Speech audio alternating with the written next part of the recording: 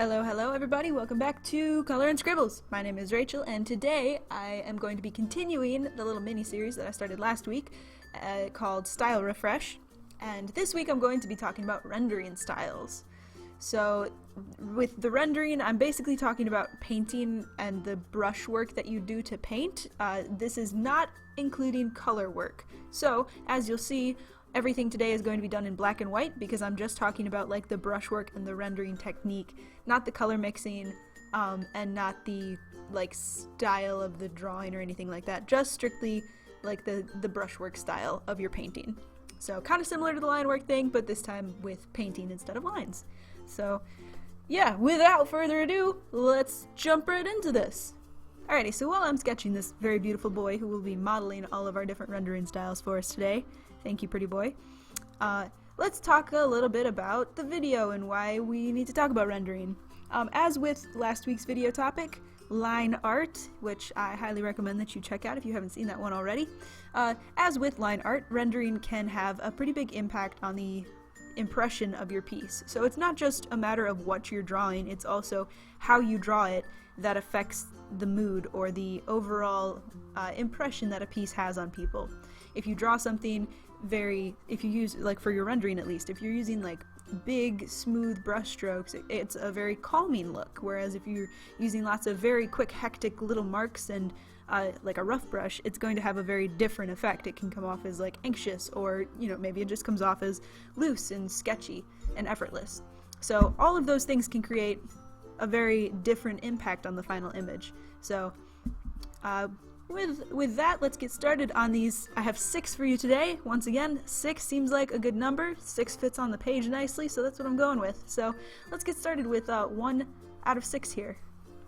Alrighty, so style number 1 is a super basic coloring style. It's just what I'll call a 3-tone coloring rendering technique, and basically those 3 tones are your base color, your shadow layer, and a highlight layer.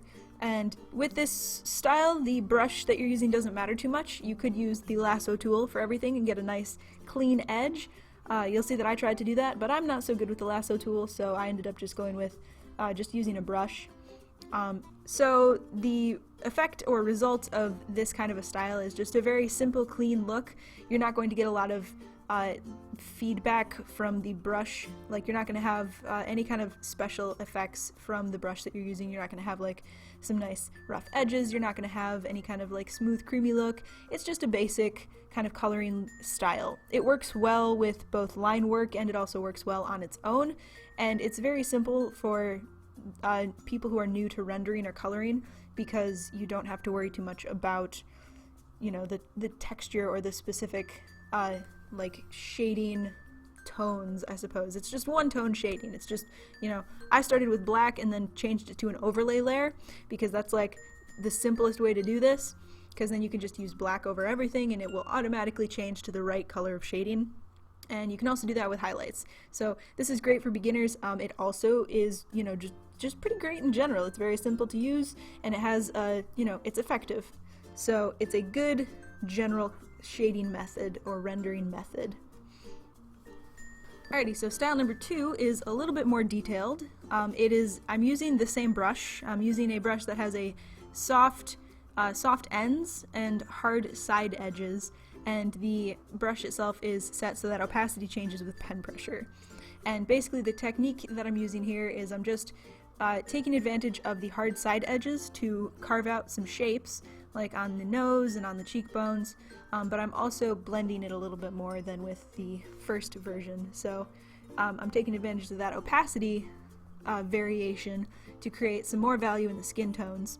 And basically this brush works really well for creating nice creamy skin tones and just a nice creamy shading effect in general.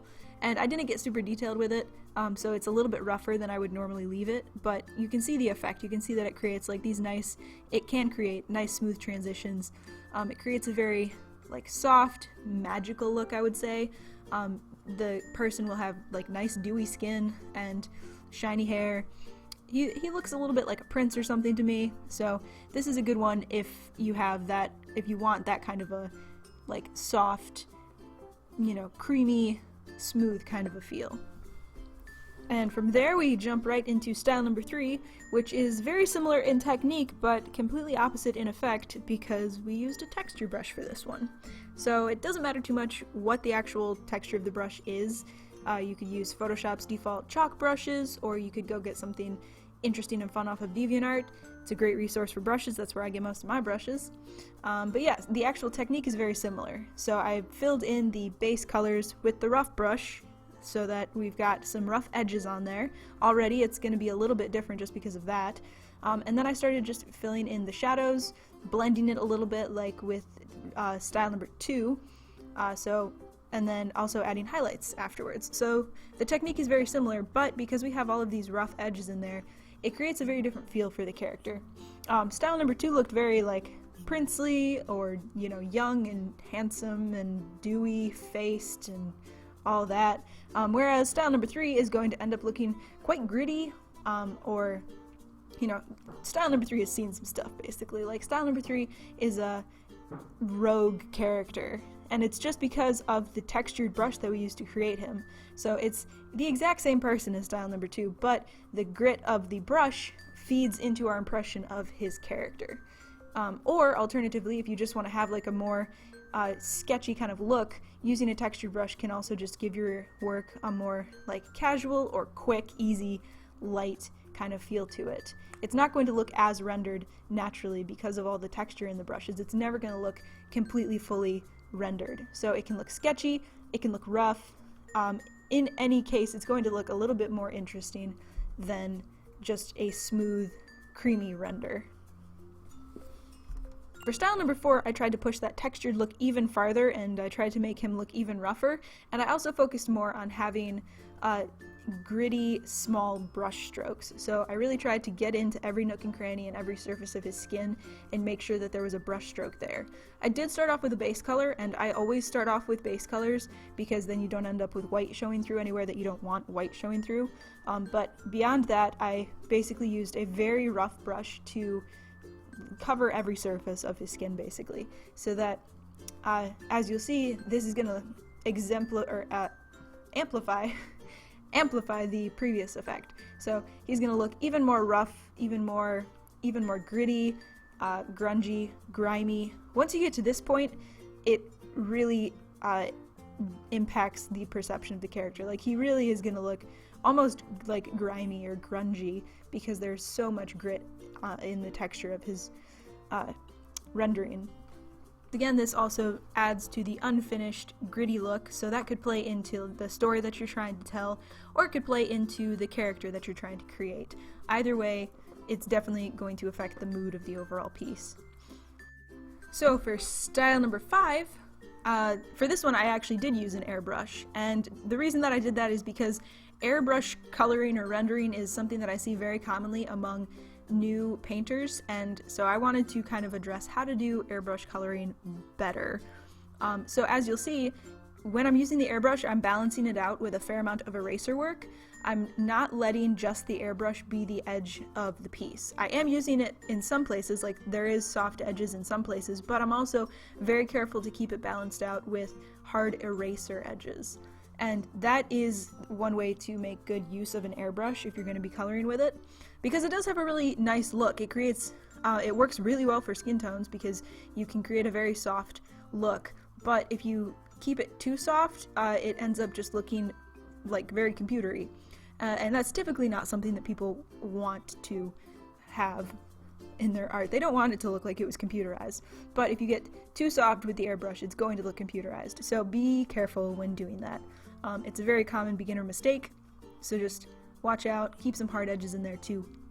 But yeah, it's a very, once again, this is also a dreamy, soft kind of look, and it can be very interesting to play around with. It also looks like sunlit, like this character looks naturally glowy because of all the soft like gradients throughout his skin tone. He looks very dewy and glowy and beachy to me. So that's the kind of effect it can create, and just be careful. Be careful when you're using the airbrush. It's a dangerous tool. It's powerful but dangerous. Alrighty, for this last style I kind of reverted back to a simpler coloring style, but I tried to balance it out with a little bit of texture. So you'll see that the technique for this one is pretty similar to the first style that we did, but you're going to be adding some more texture to it, which gives it a little bit more personality and gives it a little bit more flair.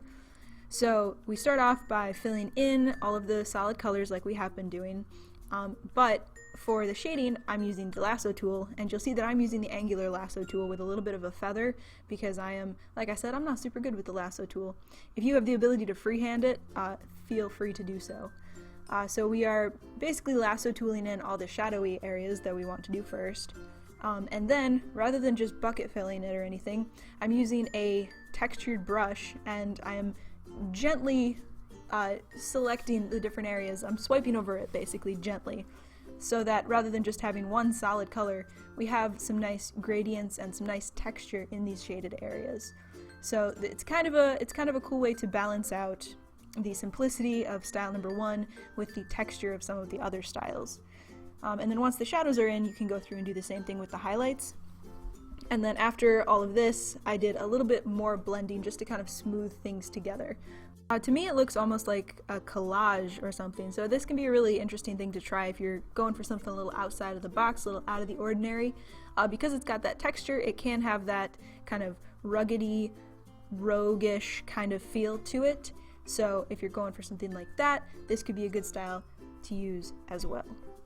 And that is my take on 6 different rendering styles. As always, this list is not exhaustive. There are hundreds and thousands of different rendering styles, and honestly everybody does it a little bit differently. So you know, if you're feeling a little bit stale, if you're feeling like your style's getting a little bit old or you're getting a little bit bored with it, maybe try refreshing the way that you do your rendering. Maybe just pick a rough brush instead of a smooth brush, or just use a really big brush or a really small brush. There's a lot of different things you can try. So yeah, go out and see how your favorite artists do it, and maybe think about some ways that you can mix it up. If you have any suggestions, questions, comments, anything like that, feel free to mention them in the comments below. And if you liked this video, please consider giving it a thumbs up, and come back next week for another style refresh. As always, thank you so much for watching, and I hope that you have a great rest of your day. Bye-bye.